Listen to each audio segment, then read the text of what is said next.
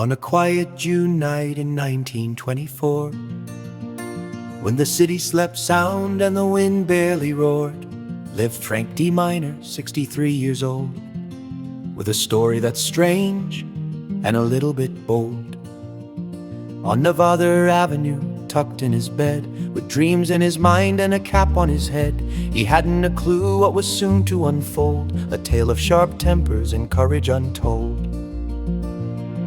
Now Carrie, his wife, had a temper, it said, the kind that could rise like a storm overhead. And that night it struck with a fury so bright that Frank took to running straight into the night.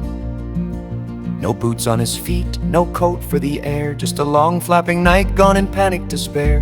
Barefoot he bolted, no time to delay, from Nevada Avenue he hurried away. With scratches and fright and a heart full of dread, he ran through the darkness with thoughts in his head, past shadows and silence, no slowing his pace, with fear and a night breeze right in his face. To Olympic Avenue, his brother's front door, where Leonard stood puzzled like never before. Frank, what in the world? But the answer was clear. He let the poor fellow come in out of fear. To the hospital later, his story was told, of scratches and fractures and courage so bold. To doctors and detectives the tale was the same, though Frank spoke of love when they mentioned her name.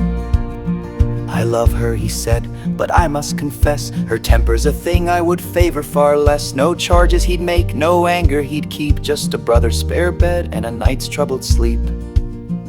But morning would come with a problem at hand, his clothes left behind in that house he once planned. And how to return? Well, Frank had his doubt. Some things in life you don't rush back about. So remember this tale when the night feels too still, of a man and a moment no logic could fill. For sometimes love's path takes a curious plan, like the night Spokane witnessed Frank Miner run.